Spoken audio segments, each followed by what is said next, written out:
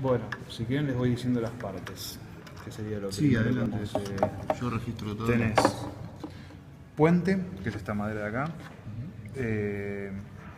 cordal, y este cablecito que está acá es el tira cordal, botón que sostiene el cordal y el tira cordal. Esta es la tapa, toda esta madera.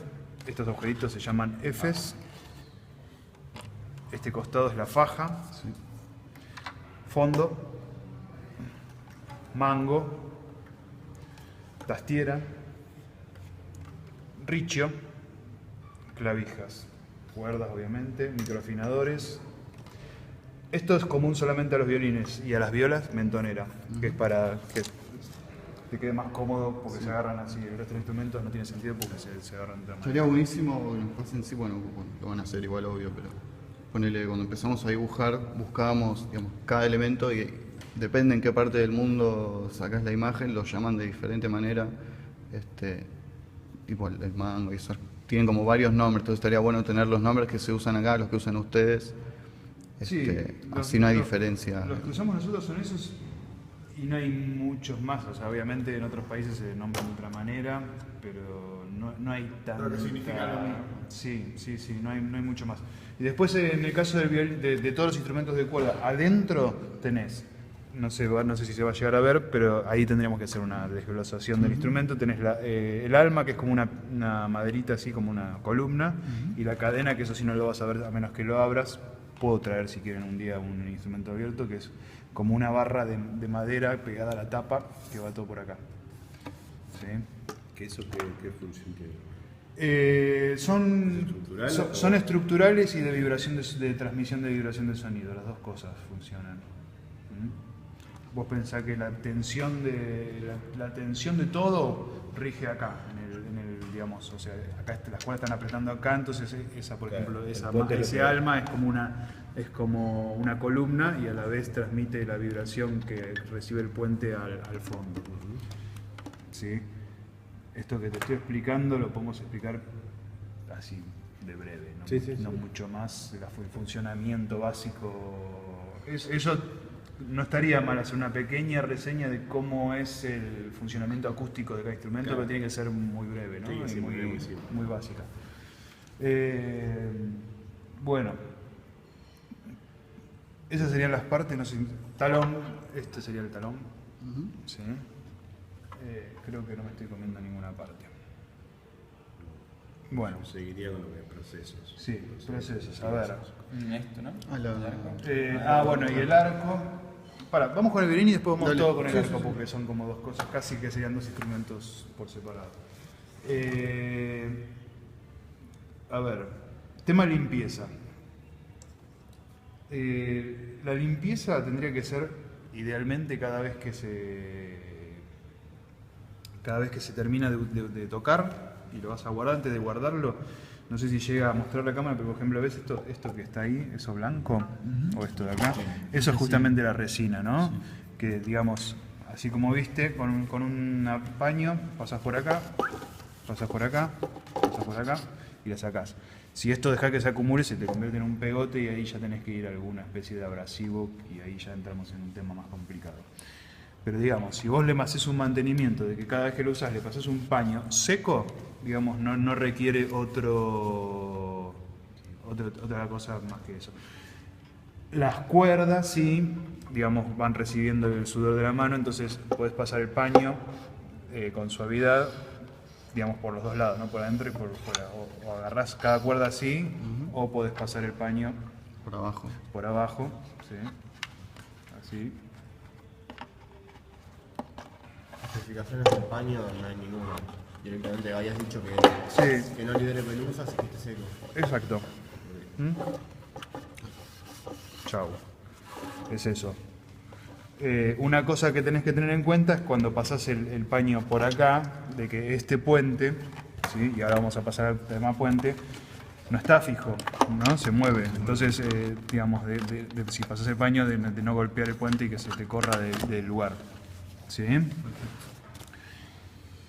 ¿Eso influye después en la afinación? Sí, ahora vamos a hablar de justamente de eso. Pero básicamente es eso. Ahora, si vos tenés un pegote o otra cosa, otro tipo de cuestión, no podemos dar en este video una indicación, sino que tienen que verlo con el profesor. Y te explico por qué. Porque no todos los instrumentos tienen el mismo acabado. Entonces yo te puedo decir, no puedes usar Blend, pero de repente en este instrumento específico puedes usar Blend porque es poliuretano que no lo sacas con nada, pero de repente te digo eso y agarras un violín que por puta casualidad está hecho con un barniz súper fino y lo despintás. Por ahí poner siempre antes de mandarte alguna, preguntar. Sí, o sea, esto entre nosotros, no en el video, pero generalmente con un poco de alcohol y agua casi siempre salís del paso, pero bueno, viste, no quiero abrir un grifo que lo puedas cerrar, entonces solo vamos con el paño seco, ¿no? Y que ante cualquier otro tipo de cuestión que lo consulte con el profesor. Sí, hay un montón de fórmulas de cómo hacer limpiadores y para diferentes tipos de acabado, así que bueno, nos metemos en un mundo. Sí, con los metales me imagino. Lo derivamos directamente a que lo consulten con el profesor. Perfecto. Así que con eso creo que terminemos el tema limpieza de violín. Después, cuando vamos al arco, es otra cosa. El puente. El puente, acá vamos a hablar de algo que es medianamente delicado, ¿sí? Como dijimos, el puente está sostenido por la tensión de las cuerdas, ¿sí? Esto va a ser todo gráfico porque es difícil de explicarlo justamente. Esta cara, la de este lado, digamos la del lado del cordal, es perpendicular, cae perpendicular a la tapa, ¿sí? Entre la tapa y esto hay un ángulo de 90 grados. Y esta tiene como un bombé. En el violín, que es muy sutil, no se nota tanto. Después en el cello o el contrabajo, que es más grande, se nota más, ¿no? Entonces, por ejemplo, si vos miras ahí, no sé si se nota, por ejemplo, no está, este ángulo no es de 90 grados. En este caso, bueno, yo lo estuve moviendo, ¿no? Entonces, para hacer que este ángulo sea de 90 grados, siempre cuando vas a mover el el puente, ten en cuenta que si vos empujás de un solo lado, lo voy a hacer a propósito, se te cae porque te tira para el otro lado. Entonces siempre tenés que moverlo con dedos de los dos lados, o sea, agarrándolo siempre de este lado y de este sosteniéndolo, porque si no la tensión de las cuerdas te la puede tirar para cualquier lado. Entonces, mirando así, vas buscando el ángulo recto ahí, y a su vez también por ahí en un cello o en un contrabajo se va a notar más. Si vos no tenés ese ángulo recto, no sé si se llega a ver. ¿Tenés un papel? Préstame esto un segundo. Ahí lo exageré, ¿no? Pero si vos te fijás ahí, ves que. Bueno, no sé. Pero podrías meter un papel ahí, ¿entendés? Claro. No está pisando bien. Claro. O sea, la pata del. Exacto, la pata del puente tiene que encajar justo en toda la curvatura de la cosa. Entonces ahí tenés que enderezar. Y hay como una sensación que sentís como un clac, y ahí es cuando cae bien. Eso además llevado a que esto puede estar más acá, más acá, más acá. La posición justa es, las Fs tienen un piquito acá, sí. Estos dos piquitos marcarían el centro del puente, ¿sí? O sea, ahora por ejemplo lo tenemos tirado para acá. Entonces lo corro para acá y ese sería el centro del puente. Y después, también el puente podría ir más para acá o más para acá, y eso te está corriendo las cuerdas, ¿no? Supuestamente la proyección de donde terminan las dos Fs, estos dos piquitos, sí. Si haces una línea imaginaria, te marcarían el centro del puente. O sea, por ejemplo, en este caso está tirado para acá. ¿Sí? Eso en cuanto a la posición del puente. Esto es una cosa que está al límite, digamos, de que si lo pueden hacer o no. O sea, es delicado. Pero lamentablemente es algo que todo el tiempo se mueve, claro, porque cuando vos, por ejemplo, claro, sí, se mueve. Simplemente cuando lo afinás, la cuerda que es entorchada te lo va tirando para allá, ¿sí? Entonces es como que todo el tiempo, O sea, tal vez el consejo, esto después lo hablamos de nosotros, no sea mover el puente, pero sí por lo menos tener en cuenta que el puente tiene que estar bien ubicado y, si ves que está que ve que torcido, está torcido, inmediatamente llevárselo al profe para que te lo enderece. Porque ¿qué pasa? Con el puente torcido es lo mismo que los humanos cuando están torcidos, se te hace la tensión se distribuye mal y se empieza a doblar. Claro. Entonces quedan doblados y una vez que quedan doblados, Chao. después se pueden enderezar, es un trabajo que puede hacer un luthier, pero ya pierden su rigidez y también se te pueden terminar quebrando o saliendo, Sí, no hay idea. etcétera. Y además cambia la altura de la cuerda, etcétera. ¿De qué es otra madera distinta el puente del resto? Sí, si quieren, no estaría mal cuando decimos las partes del violín decir qué madera son, las digo si quieren. Esto es, la tapa es de pino abeto. Digo lo Sí, clásico, sí, ¿no? O sea, después lo que se están puede hacer de usando. lo que vos quieras. Las fajas y el fondo es de arce, ¿sí? El puente es de arce. Y todas las partes negras que en este caso, esto no lo vamos a decir, pero en los chinos son pintadas de una madera exótica, deberían ser de ébano, porque, o sea, las partes, fíjate que son las partes duras, ¿no? Lo que no influye tanto en la vibración, sino que se la tienen que bancar, que es esto, las clavijas, el botón, y esto puede ser de madera o de metal. Pero lo que los chinos no respetan, vuelvo a decir, esto no lo vamos a decir en el video, pero sí se los cuento a ustedes, es el tema del... A ver, no es que no lo respetan. En un instrumento básico, en los más baratos para economizar, todo esto negro es una madera pintada, que es una madera dura, pero no es ébano.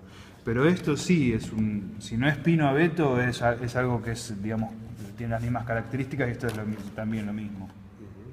No hay mucha vuelta. Lo que pasa es que también con las maderas, también esto se los cuento a ustedes, a ver, el arce, vos le podés decir arce, en otros lugares, ahí sí hay varios nombres, le dicen maple, Claro.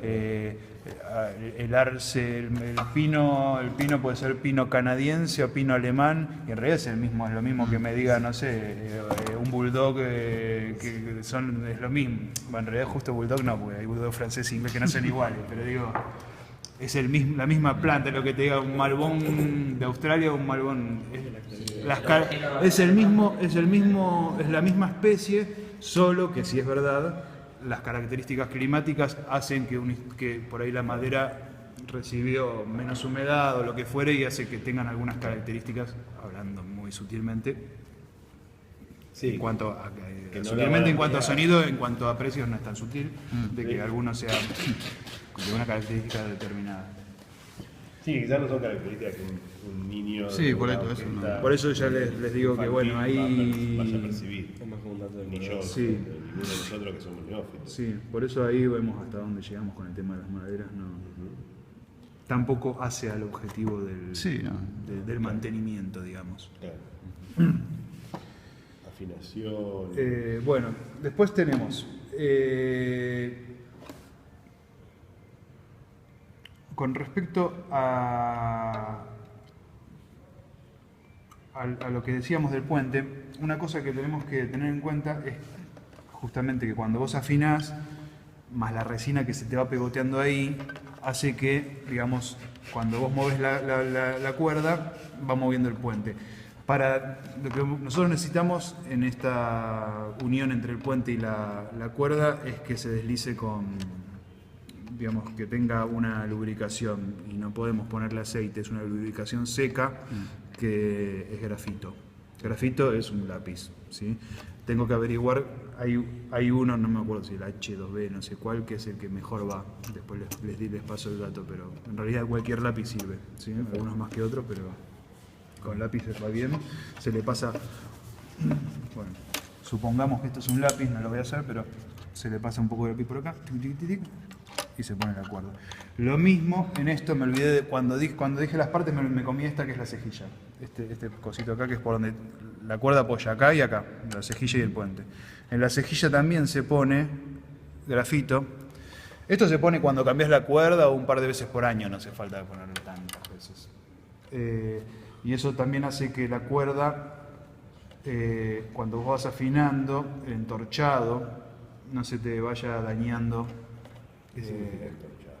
El entorchado, la cuerda tiene como un centro de metal y está entorchada, está como recubierta igual que las de la guitarra. Y lo mismo que la guitarra, no todas son entorchadas, la más finita es simplemente un cable.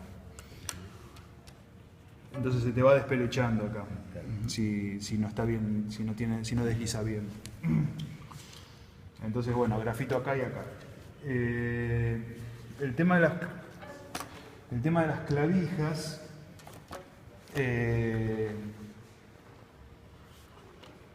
es muy común que resbalen, o sea que vos hagas así, ¿ves? Ahí tienes un sonido que por ahí quieras grabar. ¿Sí? Entonces, la clavija se afina y se tiene que empujar un poco para adentro. Ahí queda, ¿sí? Ahora, para que no resbale, ¿qué pasa que resbala? O sea, no está encajando bien, ¿no?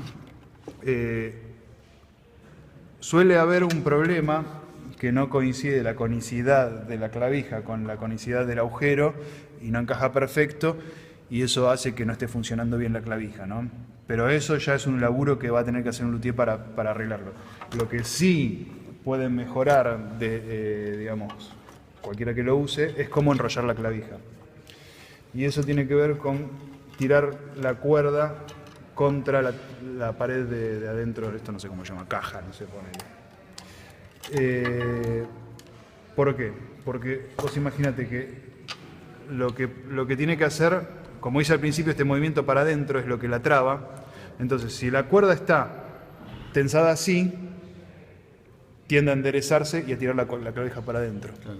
Si vos la enrollaste para este lado, te la tira para afuera y asciende. Entonces, lo que tenés que hacer es un detalle, pero todo el tiempo lo ves mal hecho, es ir enrollándola siempre que no dé una vuelta sobre otra. Por ejemplo, esta, no sé si se ve, tiene 40.000 vueltas una sobre otra. Es porque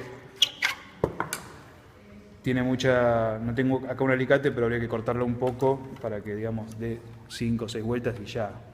No. Pero suponiendo que ya haya hecho eso, me meto por acá.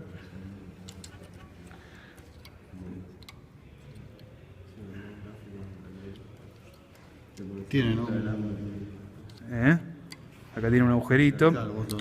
Cuando es una cuerda usada, cuando es una cuerda nueva es mucho más fácil de poner porque está recta. Ahora que está toda doblada es un quilombo.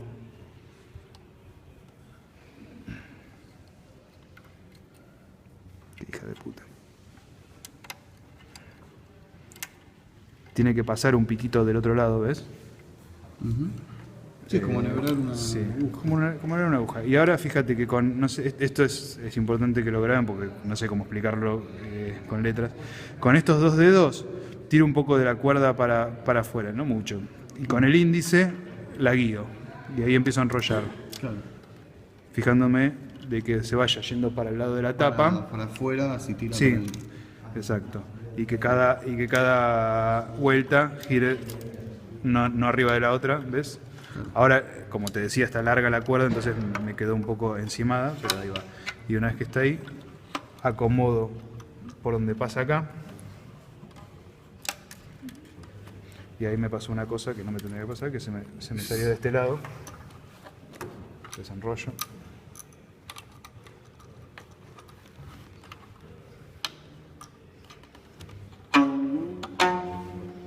¿Ves? Y ahora que está bien enrollada,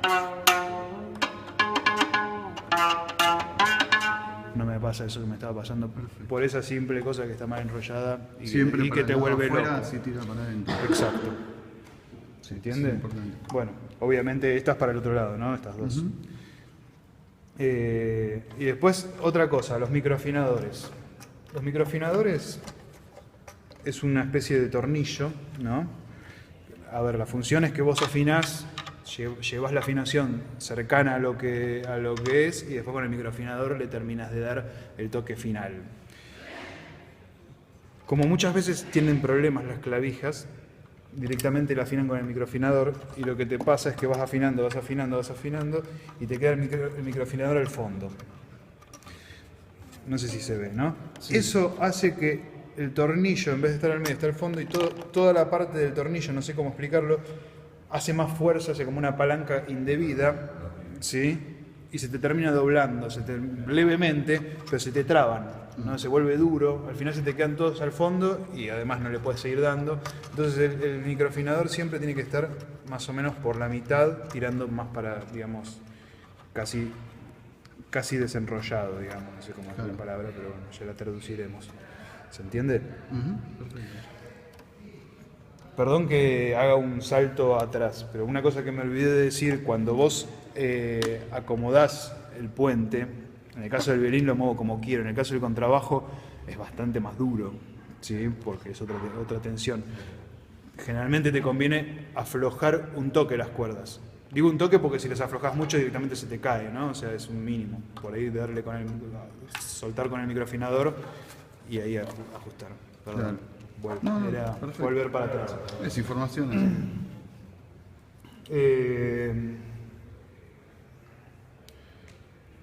No mucho más. Después el tema altura de las cuerdas. La altura de las cuerdas está dado por por la altura de la cejilla y del puente. O sea, puede ser que un instrumento tenga las cuerdas altas, lo que lo hace incómodo de tocar, lo cual puede ser que tenga que ver con esto y con esto, pero también a veces tiene que ver con que esto es muy curvo. Esto tiene que tener una curvatura, ¿sí? Pero si es muy grande, por más que esto esté recontrabajo, en el medio te queda alto. ¿Sí? En el violín siempre es más sutil, en el contrabajo te puede matar. Eso va al luthier. No, eso puede ser que, a ver, puede ser que sea, más que por desgaste, puede ser que se haya movido la madera, pero también normalmente los instrumentos, y esto creo que habría que aclararlo, más que nada los de calidad básica, aunque no quiero hablar de calidad en el video, pero también los que no son de calidad, deberían tener un ajuste profesional antes que nada, ¿sí? Por ejemplo, el tema de la altura de la clavija y de la cejilla y del puente tiene una altura determinada, específica, estándar, además de que hay gustos, ¿no? O sea, puedes querer que tenga un poco más de altura porque te gusta que quede más duro y con más sonido, etc. Pero normalmente nunca vienen perfectos. Y por más que lo hayan hecho perfecto de fábrica, después de estar, andás a ver cuántos meses en un container y llegado hasta la orquesta, seguro que siempre es mejor que pasen por un luthier. Todos tienen el mismo peso, tamaño, las medidas, por ahí para presentar tipo ficha. No, sí, a ver, hay 3 o 4 modelos básicos de violín, ¿sí? Que vienen de las escuelas tradicionales italianas, los Stradivari, los Amati, etc. Y es como que hay un diseño estándar, ¿no? O sea, están hechos todos exactamente iguales, basados en uno de esos formatos.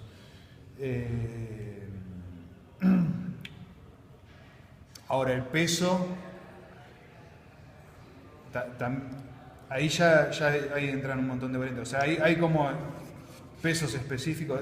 Entramos de vuelta a lo mismo que con las maderas, ¿no? O sea, hay espesores específicos, obviamente, un montón de medidas que son recontra matemáticas, y también hay un montón de variables en las que de repente, o sea, al no ser todos los pinos abetos igual, si vos ves que es muy flexible, no le vas a dar el espesor mismo que a uno, que entonces ahí es donde entra el luthier de juego, y decir, bueno, esta madera me conviene hacerla un poquito menos gruesa porque vibra mucho, etcétera, ¿no? También hay cuestión de gustos. Pero hay medidas estándar como en todo, ¿no? Miles de medidas. Esto está todo medido, todo el bombé, los espesores. O sea, acá la tapa es todo, cada lugar tiene un espesor específico, hacen como 40.000 puntos así, de diferentes espesores, que van midiendo y después tallan. Pero bueno, siempre es una guía porque la madera termina diciéndote, después vas, la tapa los luthiers la agarran, todo esto ya se los cuento más anecdótico, no sé si va a entrar en el video, pero la van como viendo así moviendo de diferentes maneras, viendo la flexibilidad y ahí van viendo si le dan o no más, cavando más.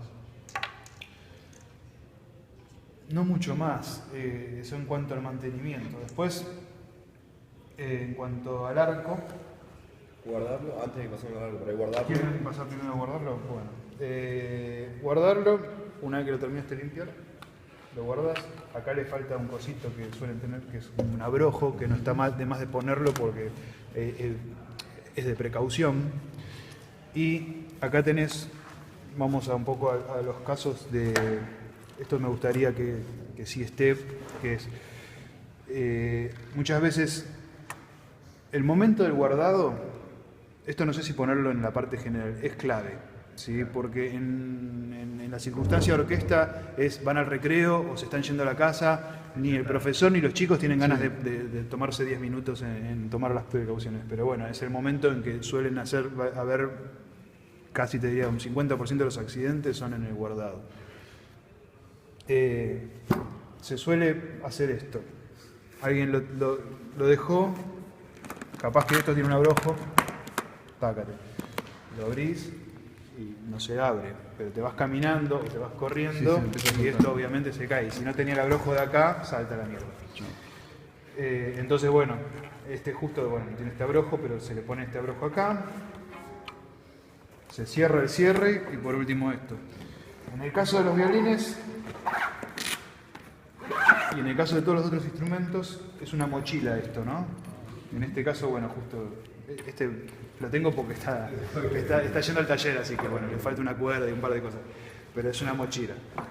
En el caso del cello y el contrabajo, y sobre todo en el contrabajo, nuestra recomendación es nunca confiarse y usarlo como mochila, porque un montón de accidentes surgieron de que se rompió esta costura o se desarmó esta hebilla, no sé cómo se llama, y se te cae de la espalda y fuiste. ¿Sí?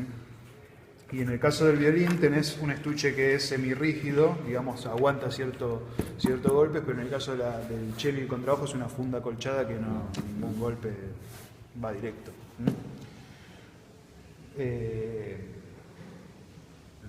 Si quisiéramos por ahí aclararlo para una de las roturas clásicas, ahora pasamos al arco, pero generalmente no tanto los violines porque no tienen tanta tensión, pero los contrabajos y los chelos, cuando se golpean, una de las roturas clásicas es acá. Tácate, porque acá es donde se banca toda la tensión, digamos, donde sostiene entre esta parte y esta. Entonces un golpe acá, que normalmente no sería muy fuerte, la cuerda al estar haciendo esta fuerza para acá, te la tira. Entonces un pequeño golpe, vuela.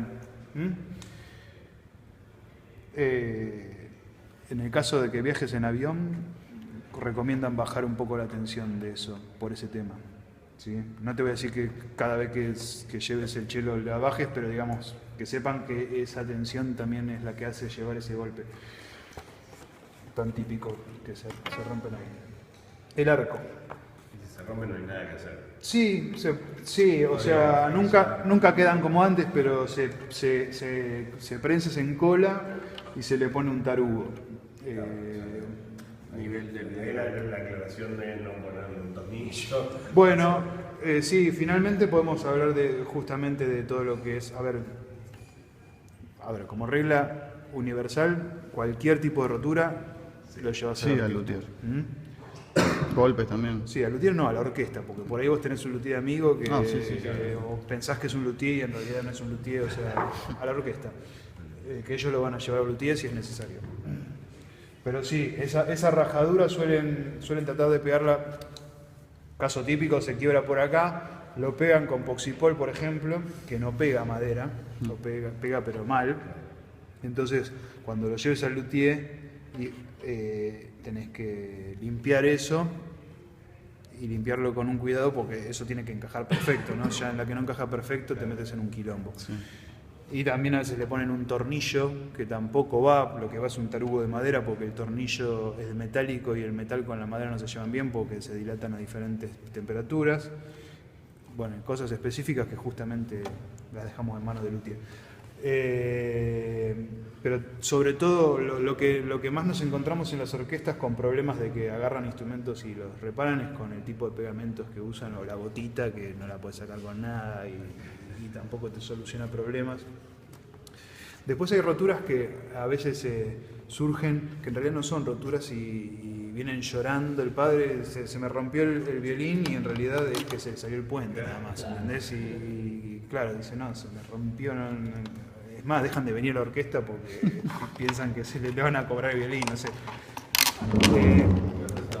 Sí, una rotura típica es, perdón, no rotura, sino, bueno, es medio una rotura, pero que no es grave, está bueno que lo sepan. Voy a desarmar el instrumento, cerrar las cuerdas, es esto. Por este violincito, que es el tiracordal, que es lo que comentamos el otro día, que como verán es un plástico que es como una tuerca, un tornillo con una...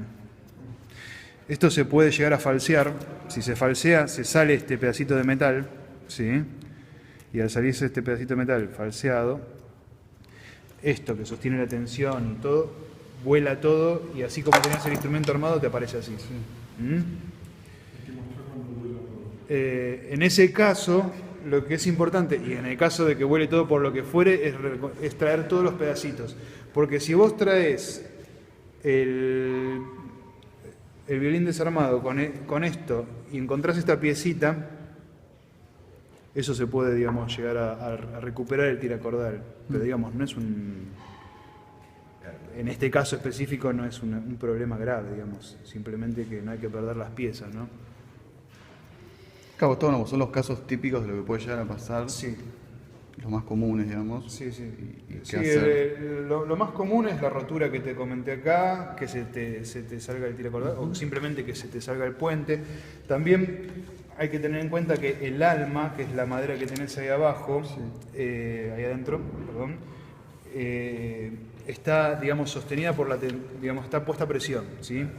Y no es la misma la presión que tiene ahora que cuando tiene el puente empujando para abajo. Entonces, cuando tenés el violín desarmado, se te puede salir el alma. También se te puede salir con el violín armado, ¿no? Con un cambio, digamos, de humedad o qué sé yo, o porque estaba mal puesta. Se te puede salir, generalmente es una maderita que va a quedar adentro del violín. No va a ser algo que les podamos explicar en el video cómo ponerla, pero sí que no la pierdan y que vayan a la orquesta con la maderita con el alma para que la pongan.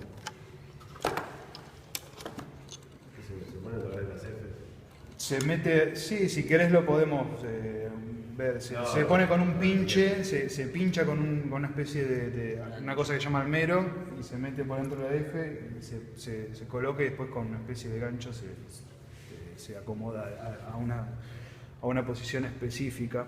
El tema del alma también tiene una posición estándar y específica, pero según lo corres un poquito más para acá, va cambiando la tensión de la tapa y también le va dando otro timbre al instrumento. Que también, nada, podemos mencionarlo, pero no es algo digamos, que se pueda enseñar en este video.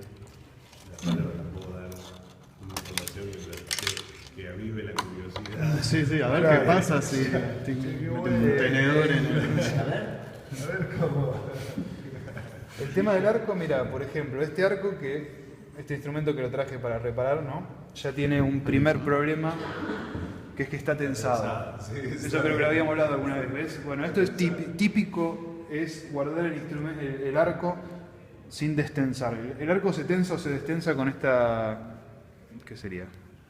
Tornillo, tuerca. ¿Sí? Esto hace que esta rosca hace que el talón vaya para acá o para acá y la cerda sea esté más blanda, más dura. Si vos ¿cuál es el tema? Estos son pelos de caballo que tienen una elasticidad y una vida útil. Si vos lo tenés tensado todo el tiempo, se va estirando, entonces va a llegar un momento en que no lo puedas tensar. Claro. O sea, tiene que tener una tensión específica para hacer presión contra las cuerdas y que esa presión con las cuerdas no llegue a tocar ahora lo tengo medio flojo, ¿no? No llegue a tocar la madera. ¿Sí? la tensión exacta que le va a dar tiene que ver con el gusto de cada músico. Lo que no puede pasar es que el arco no se nota mucho, pero tiene una curvatura así.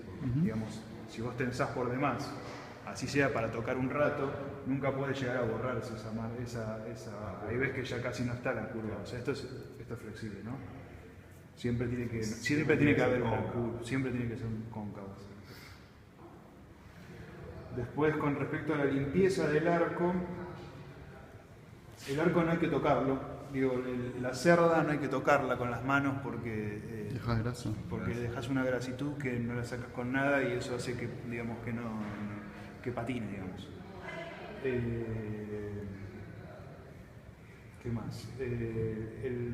La cerda se puede lavar, se puede pasarle un algodón con alcohol, ¿sí? Porque esta cerda está bastante bien, pero digamos, entre la resina que es pegajosa va juntando mugre y llega un momento en que se satura de resina y con la mugre pasa de ser, digamos, tiene que tener una pegajosidad para que, digamos, flote con la cuerda y no se resbale, pero llega un punto en que pasa lo contrario.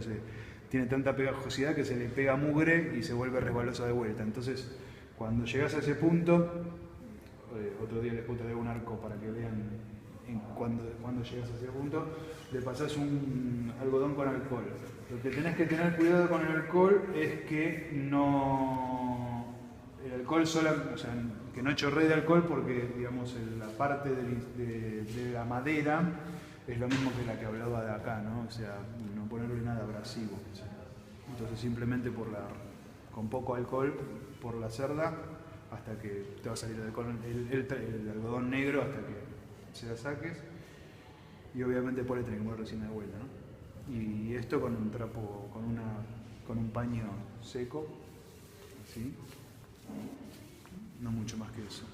¿Y el proceso de resina? El proceso de resina es así, no tengo una resina, pero supongamos que esto es una resina, se pasa así, lo vas a ver muy seguido, inclusive en profesores que hacen así. ¿Sí? Cuanto más rápido mejor. No es así. La resina hay que tener un toque de paciencia, se pasa así, siempre para el mismo lado, de principio a fin. Porque también si haces así y así es como que vas haciendo más resina en algunos lados que en otros. Entonces es una sola pasada de principio a fin, siempre pujando, dicen los violinistas. Esto es pujar. Y esto está sonando. Gastón de la Fore, ¿lo atiendo o no? Después. Así, ¿se entiende? Y eso tiene también una explicación. Esto no sé si meterlo o no, pero se los explico y después vemos. Estos pelos de caballo, y si bien es algo bastante digamos, complicado de conseguir, ¿no? Porque obviamente sería más fácil hacerlo de una cosa sintética, la cuestión es que el pelo del caballo, si vos lo ves en un microscopio, tiene como una especie de serrucho, para todos los pelos. Además del tema de la elasticidad, tiene una especie de serruchito, que es lo que vos al pasarle la resina va, digamos, agarrándola.